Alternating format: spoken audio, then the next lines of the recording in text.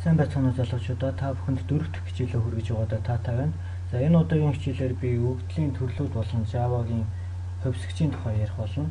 За Java маань ерөнхийдөө ийм үндсэн 8 төрлийн хувьсгчийн төрөлтэй. За эдгээрээс эхний 4 болох энэ byte, short, int, long төрлүүд маань integer буюу бүхэл тоон төрөл юм. За эдгээр төрлүүд мэдээж энэ хэмжээгээр ялгаатай. За дараагийн 2 төрөл болох энэ float, double 2 маань бодит та буюу одоо бутархайн тоон төрөл юм. Бас мөн та бүхэн харж байгаа хэмжээгээр ялгаатай. За энэ char төрөл маань тэмдэгтийн төрөл юм.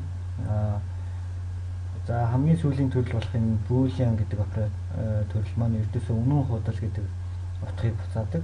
1 бит хэмжээтэй хамгийн жижигхэн өгөгдлийн төрөл юм аа. За энэ талаар та бүхэн мэдээж ямар нэгэн онлайн номноос уншвал илүү дэлгэрэнгээр ойлгох байх. За одоо би та бүхэнд хувьсгчийг хэрхэн зарлах болон хувьсгчийн тухай үзье.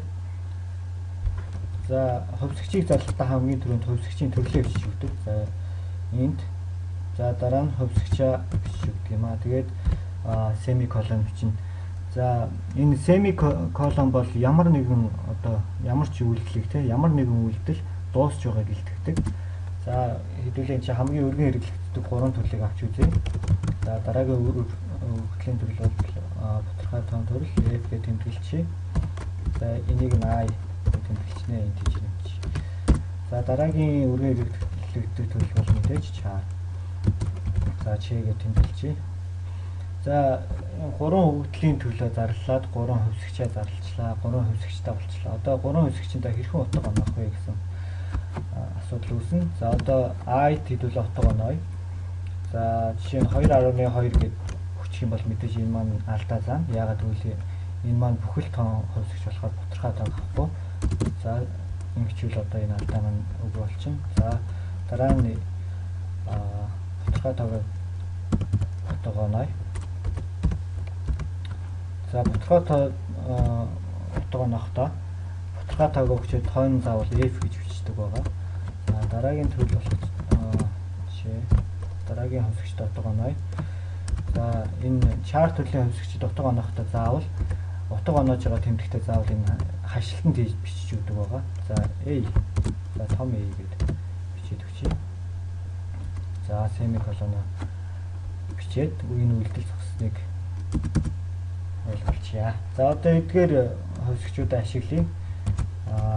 Хэвлэл ашиглая хамгийн хурдан. System out print line line I.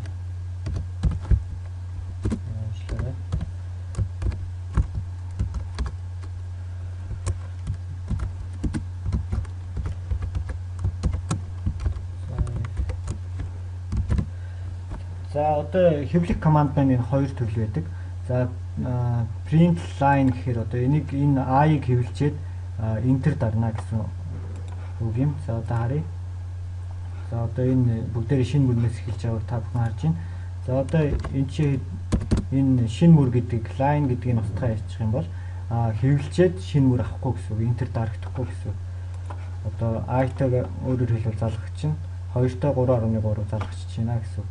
За одоо энэ нэмэх тэмдэг байдаг. Энэ маань одоо энэ хашлтанд дотор байгаа зүйлийг за энэ I-ийн хойноос шууд залгах тэмдэг юм. За одоо энэ хэдүүлээ 1 зай авчий. Тэнгүүд энэ I-ийн хойноос 1 зай аваад 2-ын хойноос 1 зай аваад 3.3-ыг хэмжиж байна. За дараагийн бас нэг юм хувьсгч байдаг. Арга байдаг энэ backslash тавингуудаа T гэж дарчдаг. За энэ маань нэг tab зай авдаг. Одоо хэдүүлээ харъя. 2-оос 1 tab зай аваад 3.3-ыг хэмжилсэн байна. За backslash n гэж байдаг. Энэ маань new line одоо шинэ гэсэн утгатай. Шинэ мөр өөрөөр хэлбэл enter дарж ийн гэсэн үг юм. За та бүхэн харъя. 2 enter 3.3 a гэж хэмжилсэн байна. За та бүхэн энэ хэвлэх аргуудыг болон энэ хувьсгчийн төрлүүдтэй өөрсдөө биеэ дагаад ажиллаж үзээрэй. За дараагийн хичээлээр уулзлаа. Тэр баяртай.